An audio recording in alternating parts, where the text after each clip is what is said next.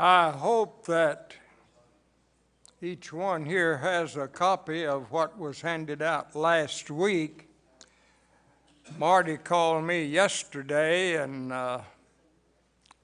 asked me to fill in tonight while he's away, and I was happy to do that, but when I got here, I haven't been able to find any more copies.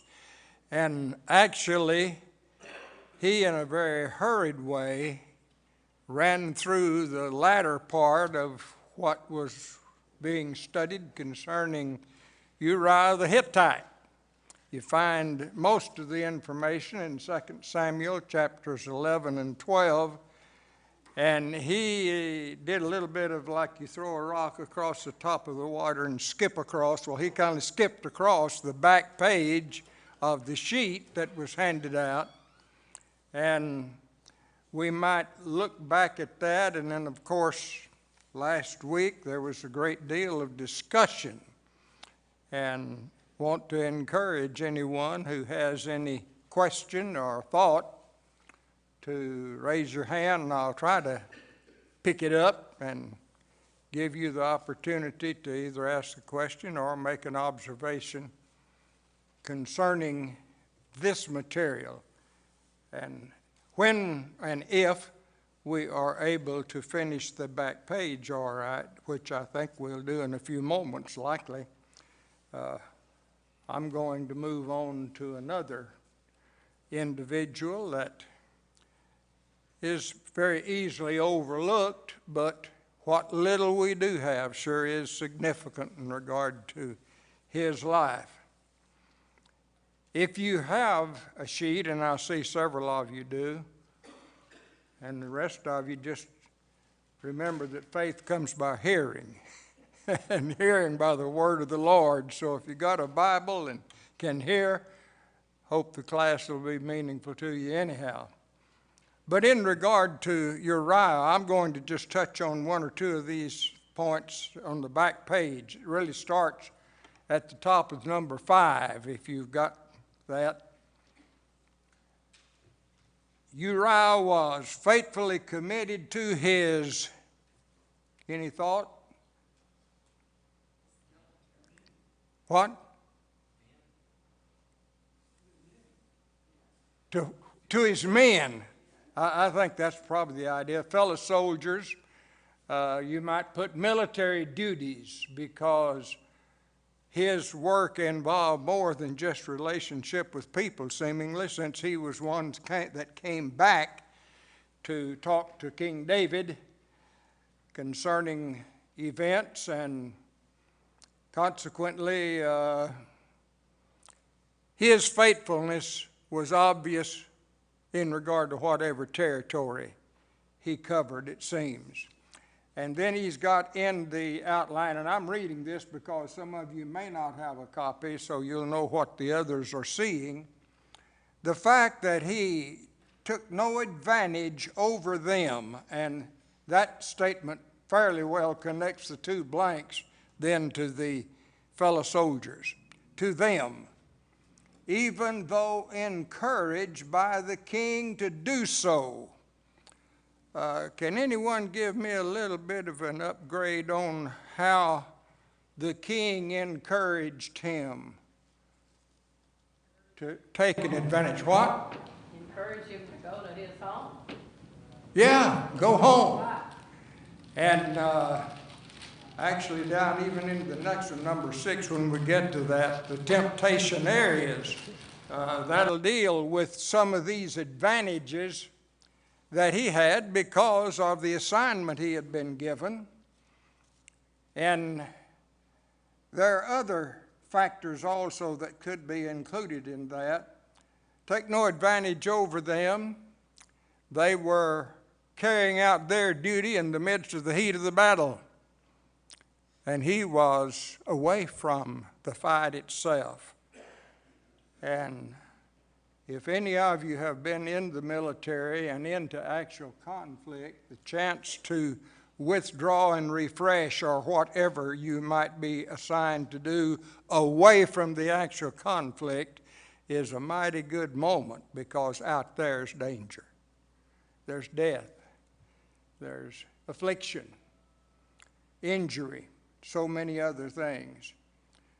So the fact that he took no advantage over them, even though encouraged by the king to do so, shows amazing solidarity with those who had been with him in the trenches. He was still dedicated to honoring what he could where he was in regard to where they were. And that's the substance. And then in this outline, if you haven't had one or do not now have one, Marty usually before he goes on to the next stage of his observation raises a question here about a lesson. Yes, Larry? It tells a lot of Uriah's character, not going home because he could have, but knowing that the other men were not able to, he did not. He Didn't even go to his home. And that's more meaningful when you realize what David responded to do because of who was at his home. And that was a beautiful wife. And not only that, but he's having moments actually with David, who's the king, that the other soldiers were not having. And if you get up in the contact and relationship with the higher echelon of the military or government, whatever it might be, those are good moments when you get to rub shoulders with someone that's considered, at least in human measurements, of a higher rank. And David was above them all. So what lesson? Then Marty added this, and I'm again just reading this for the benefit of those of you that don't have a sheet. Jesus said that the love of each disciple would show the world that they followed him. The statement in John 13:35 is, all men will know that you are my disciples by your love one for another. In that same context, he's urging us to love as he loved, which is even a greater challenge. But he shows here the influence of teamwork, closeness, and then even love one for another. By this shall all men know you're my disciples. Actually, in the Gospel according to John, there are 3 passages that identify discipleship. And John 13:35 is one of them, by the way you love one another. And then he adds, and that the unity of the church would be the means by which the world would know that he was the Son of God. And Marty had listed John 17:23. If you want to turn to that,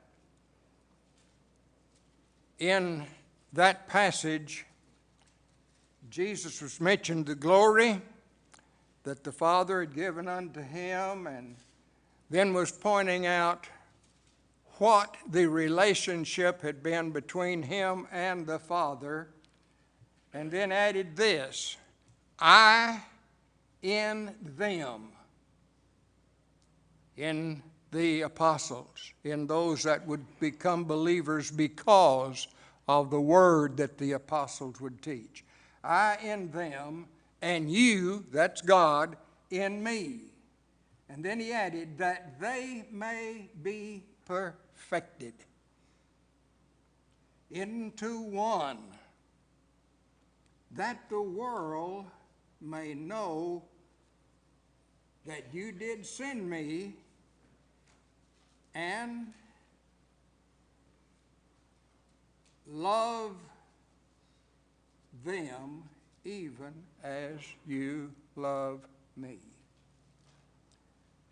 You see, in this 2 or 3 things, it not only was the statement in the earlier passage, by this shall all men know you are my disciples, but even more of an evangelistic tone and thrust is this idea of the unity then, where Christ would be in them, in the followers of the apostles' teaching and of Christ's teaching, and God's relationship to him.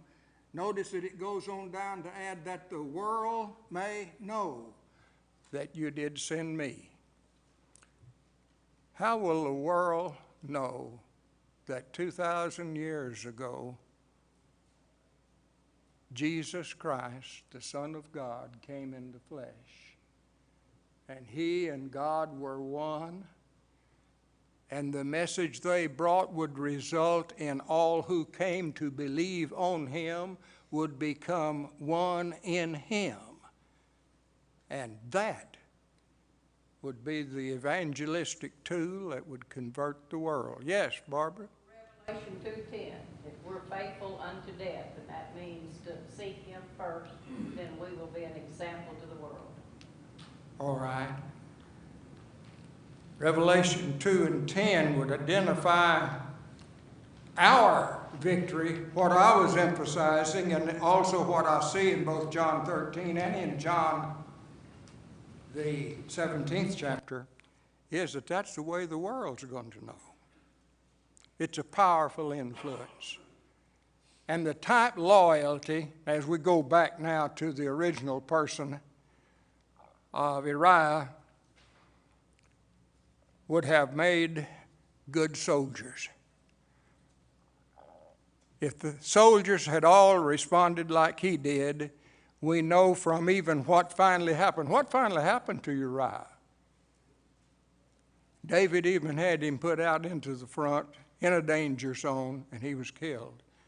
But there's no indication he ever complained one moment for the life he was living and the life he was giving. That's the kind of loyalty that we're dealing with. Makes him close to what Barbara's just mentioning. He was faithful how long? Truly unto death. And his works follow him. Number 6, let's go on. Any thought that you want to pick up from the 5th observation? What's in the blank? Probably fellow soldiers. Fellow soldiers. Number 6, Uriah endured strong what? Any of you have that one filled in? Uriah endured strong temptations. And that's where we're now back to the fact that he had a beautiful wife at home and he could have gone to her. He was free or off duty in many respects, certainly from the conflict, because he left the war zone. And he was having fellowship with the king of the nation. And there could be other factors that were a part of the blessing of where he was. And all of these were temptations to gain benefit from relating with David, from having free time, to being with his wife. And you just put enough delicacies out before any one of us and see if we don't have a little bit of a hankering to go get them. Now, that's as natural as it can be when there are advantages to us. Sometimes one goes along and they see money. Do you like to go and pick it up because it's just lying out there? Well, you probably could, except you saw it fall out of the other man's pocket. Now what are you going to do? I remember we had a case at Sunset years ago. Happened to be a brother that was a little bit Uriah-like. He just kept doing good things for people who started to go into, I don't know whether this Target or some other store, but it's near the Christmas time. and he saw a folded billfold or something there. And so he reached down and picked it up and opened it up, and it had $1,000 in it. It had one or two other cards and things, but it also had a name and an address. Now, what are you going to do? Temptation. Well, I know what this brother did. He knew where the address was in Lubbock, and within a short time, he went to that man's house, and that man had gotten home and was about to climb the wall. He knew now $1,000 is somewhere floating around in Lubbock. And imagine how he felt toward this brother. And the man wanted to give him a reward for bringing him his wallet back with $1,000. And he said, no, sir, but he said, I tell you what I would like to do. I don't know what your background is, but I sure like to study with people, and ended up getting a Bible study, and later that person was baptized into Christ. Loyalty. When you're tempted to take something that's not yours. I think usually Marty puts in here, do you have any other example similar to this? And the lesson area, he said, Jesus, having been tempted, is able to come to our aid when we suffer the same. See Hebrews 2:14 through 18 for a starter. You might turn there if you want to that context. That mentions about Christ being in the flesh as we are.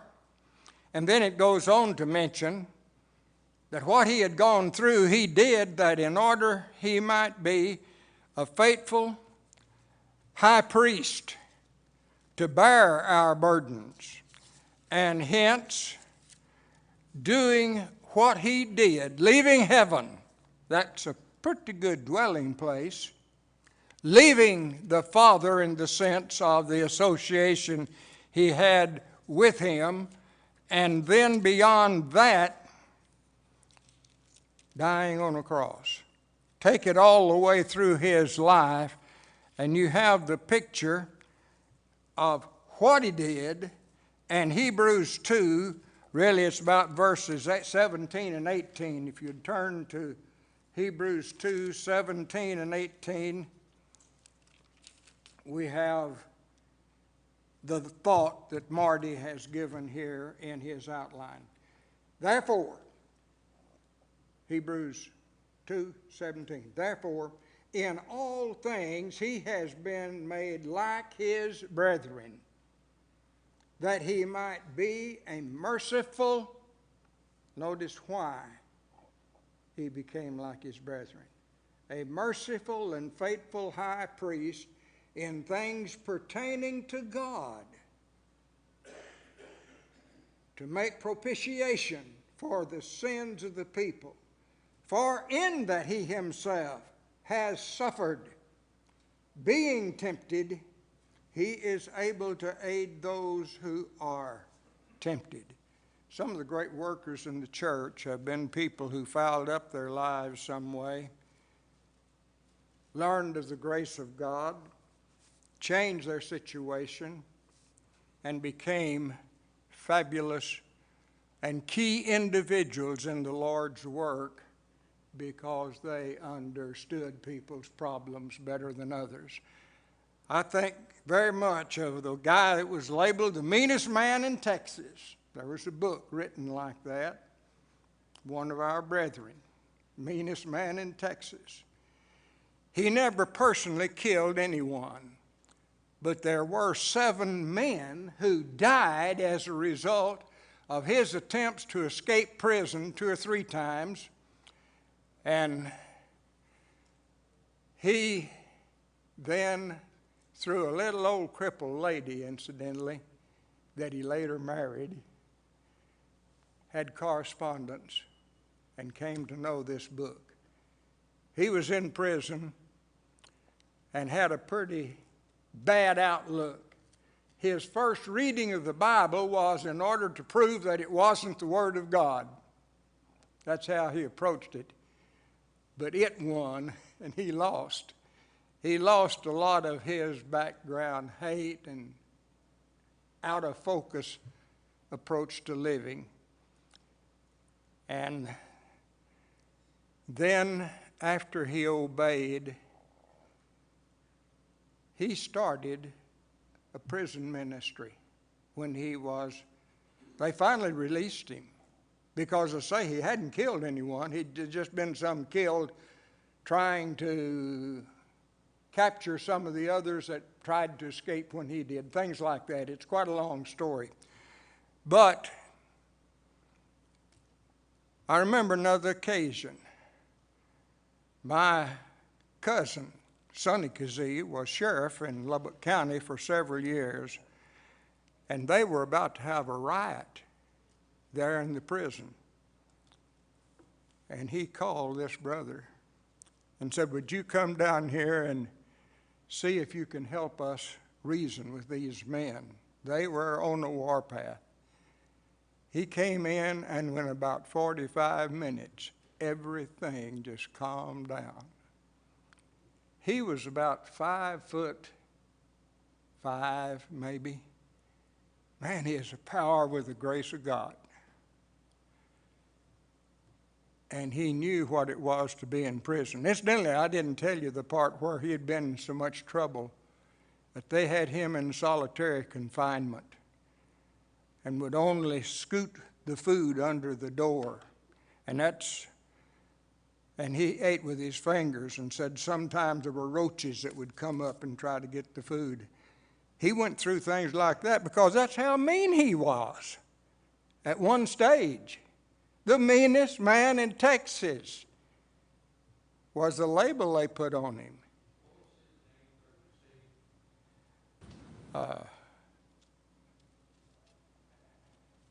Oh boy. Well, he could have. I don't know that I've ever heard the grace of God spoken more meaningfully than through him, because he realized how much God's grace had to work in his life for him to do what he did. I can't think now. What? Clyde Thompson. That's it. And I should have known because he was there at Lubbock sometime attending Sunset and got to know him. But now I'm mentioning all of that to tie in with Uriah. People who have gone through some hard times can understand how to go through hard times. And people who have done some wrong things can help other people who've done some wrong things. That's just the nature of it, and that's the reason that some of the brethren that have fouled up the most are serving the best, because they realize what the Word of God can mean in the way of peace of mind, hope for tomorrow, eternal redemption. And that's what we're looking at here in regard to Marty's question about having been tempted. Is he able to come to one when we suffer the same thing? Jesus, I cannot imagine, and you cannot imagine all of the benefits of being in heaven. We can do our best enough to like it, but we can't really imagine how much he gave up to be a baby and go through what a baby goes through. And if that is humbling to think of God in the manger, that's not near as challenging in this passage in Hebrews 2, when he was suffering in order to understand us, when he was tempted. How long shall I be with you and bear with you, he once said. And John 2:25 adds, He needed not that any man should tell him what was in man, for he himself knew what was in man. Think about it. And that seems like a covetous thing. You'd really like to know what men think about you. I can't imagine what that did to Jesus when he knew what the Pharisees thought about him. The Sadducees, the religious leaders in that day that would ultimately cry out for him to be crucified and go ahead and walk among them and die for them anyhow. Loyalty in the greatest measure. And Jesus was tempted like we are, but I can think of one thing. The thought when they were taking him to be crucified, and he said to some standing by, "Did you not know that I can call 12 legion of angels?" That's 72,000 angels. And the figure is just a hyperbole. And he had that kind of power and humility to die on a cross before men to whom he had given a spirit for each one of them. There's enough separation there that I cannot imagine what the temptations really were that he went through. But he loved us anyhow. Well, Uriah had a trait here in him, kin to that. Number 7, any question, incidentally, that any of your observation? Number 7, even though poor, and that idea is found in 2 Samuel 2, 1 through 6, Uriah left a blank of honorable, faithful service. Probably the word legacy, if you want to put one in, and I'm trying now because I'd like to get on to the one I was going to study tonight. And the poor. You remember over in 2 Corinthians 8, down about verse, I believe it's 7, 8, and 9, somewhere along there. It says that though Jesus was rich, what did he do? He became poor that we might become rich. And again, go back to being at the Father's right hand in heaven, down to a manger in Bethlehem, and you realize how poor he became. And thus, that's just a twist in the other direction. Now, Uriah was the poor one, but he left a rich legacy by the example that he made and the life that he lived. Jesus said, "What if you gain the whole world and lose your what? Your own soul. What does it profit?" Thought in Matthew 16, 25 and 26. And thus, Jesus, who was so rich, became poor. And Uriah, even though he was poor, not only has been in God's Word for well over 1,000 years, but is a part of our study right now of the significance of a man who was loyal and devoted to the core. Any other question or observation you want to make? Turn over, if you would, to 2 Timothy. First chapter.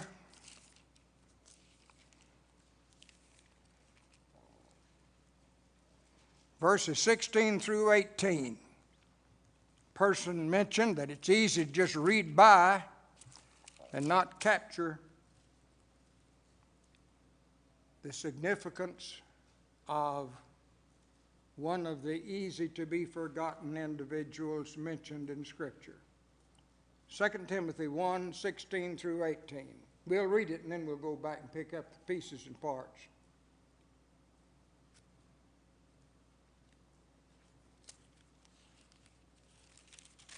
Excuse me, I got in 1 Timothy instead of 2 Timothy.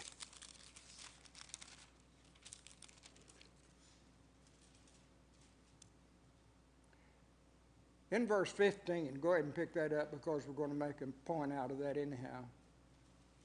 Paul said, "This you know, that all those in Asia have turned away from me, among whom are Phygelus and Hermogenes. The Lord," now he switches to another person, "grant mercy to the household of Onesiphorus, for he often refreshed me and was not ashamed of my chain. But when he arrived in Rome, he sought me out very zealously and found me. The Lord grant to him that he may find mercy from the Lord in that day. And you know very well how many ways he ministered to me at Ephesus." Comments to Timothy about someone they both knew named Onesiphorus. First of all, notice that he said, "Grant mercy to the household of Onesiphorus." I want to mention that because he wasn't just thinking of wanting to give praise and honor to Onesiphorus. Evidently, the home life of Onesiphorus was such that he wanted that entire family to be blessed. So hang on to the word, the household. And of course, the idea of mercy, kindness, or goodwill toward the miserable and afflicted is one way that term is used, joined with a desire to relieve them. Clemency of God in providing and offering to men salvation by Christ. That's mercy. I usually think of mercy in terms of someone that's done bad and they're given a chance through God's grace to correct it. And that is mercy. And God is in that way merciful. But mercy really goes in a positive vein. And here, it's just wanting goodwill and favor for someone you love so dearly because of all that he did. Now, what did he do for Paul? Not only did he have a good home life and impress Paul in a longing way, here are the reasons. He oft refreshed me. The word refreshed itself really means to breathe up. That's the background to the term. If you're just fagged, you're out of breath, you're ready to sink, you're going down, and someone walks along and lifts you up. That's the idea here of what he did for Paul. Now, where is Paul, incidentally, when he wrote this letter? In prison. And we don't know all that he went through, but it wasn't certainly a place that he would have selected to spend that time had he not felt it was God's plan in some way. But it's the idea to revive, to cheer. There are several expressions. To refresh one's spirit by fellowship. Sit down and just give you encouragement. Consolation, kindnesses, all of those are a part of the idea of mercy. And that can be given to someone that you really deeply love, and he did. So, but one other word there, don't overlook. Refreshed once, went by to see him the other day, never go back again. Was that Onesiphorus? He went again and again and again. This week I've been reading the life of Don Morris, president of Abilene Christian for 25 years. And a statement that I've often made was, as long as he was president, I had no fear of how the college would go in regard to staying sound in biblical doctrine. Loving man. There was another man over in Texas dealt in millions of dollars, got loans through Lyndon Johnson, the senator at that time, later president, and then ended up in prison. Now here's where Don Morris fits in and why I'm mentioning him. We were told that every week Don Morris wrote to that man that was a brother in Christ in prison, who with fabulous skill, outstanding man, he taught a Bible class in Lubbock, Texas the day before they came and arrested him. And even down where he lived, he had done so many good things in the community for the people, kind of a Robin Hood type influence, that brethren are very slow to speak against him. But he had cheated into millions of dollars in regard to some claims he had for property he didn't even own, and got away with it for a while. I'm mentioning him, though, because of Don Morris, president of the college, probably had a few other duties, but they said every week he wrote to him in prison. How many of us are ready to walk the second mile? Turn the other cheek. Give a coat.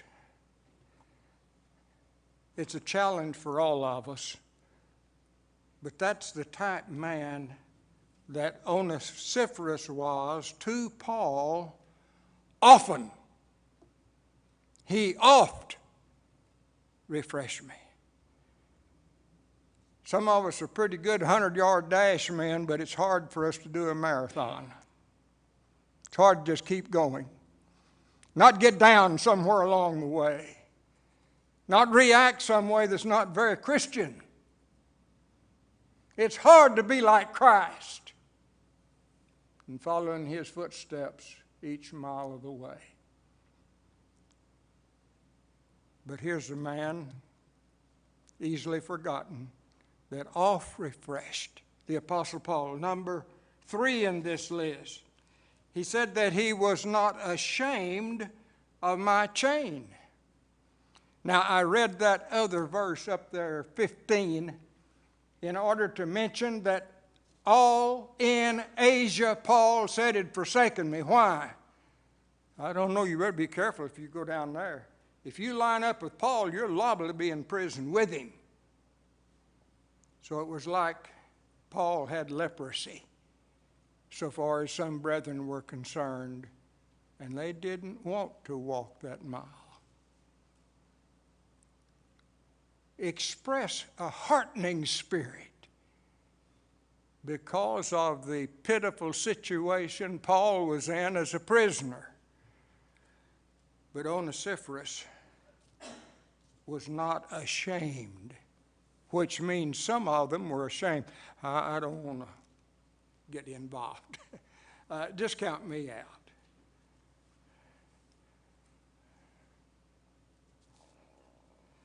Number 4, he sought me diligently. Now remember, this is where some didn't even want to go see Paul. And he not only saw him a number of times, but he had a hard time even finding or getting to Paul. Don't have the details, but my, that says a lot. He sought me diligently. This word for sought is zao. More often, it's translated life. And it's a certain kind of life. To live, be among, be alive, be of the living and thriving. Now that's how he was living to get to Paul that some didn't even want to go see. He was living and thriving. There are 2 different Greek terms for living. And this zao is the word for vibrant living. He was vibrant. And it's emphasized then by the adverb diligently. He sought diligently. He was vibrant and alive to get to Paul, when some didn't even want to go see Paul. Are there some that might need us occasionally? And we don't know what to say, so we'd rather not go. He sought me diligently. I heard the bell ring. There's one other thing that it says. He found me. He didn't quit looking for him till he found him. Just won't give up. I imagine there might be someone in here right now, and you wonder if one of the persons you want to obey the gospel will ever do it. Don't give up. Be onesiferous.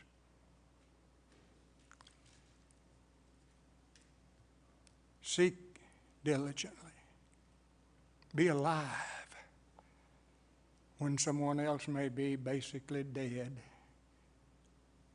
But go on the next mile, like Jesus did, like Onesiphorus did.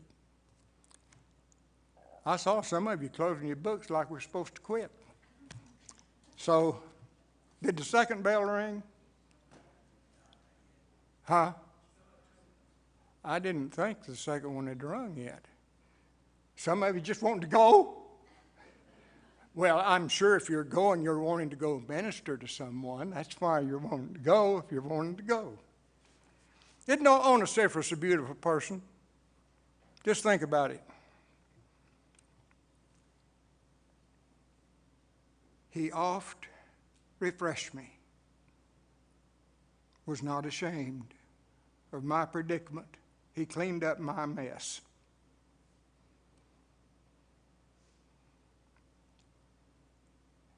And he really got after it till he could find me. But he found me. And then, as kind of a P.S. to the letter, how he ministered to me at Ephesus, Timothy, you know how he did it again and again. That's the picture of Christian living day by day, and in Paul's case, living it in a situation where others had been a little bit ashamed to go there. But he went anyhow. Well, I'm teaching a lot better than I'm living, but I hope you take the message from the teaching and let's try to do the living. Zao is a beautiful word. Incidentally, that word is the one that Jesus gave in Matthew 4, verse 4, when he's being tempted by the devil to turn the stones into bread. Man shall not live. That's the same word that is here given as sought. That's really living. Man shall not live full, vibrant living by bread alone, but by every word that proceeds out of the mouth of God. And the way God's been to you and me, and the way Jesus has been to you and me, the blessing the Spirit brings to you and me, and the way God has enabled us to have the Word are all the ways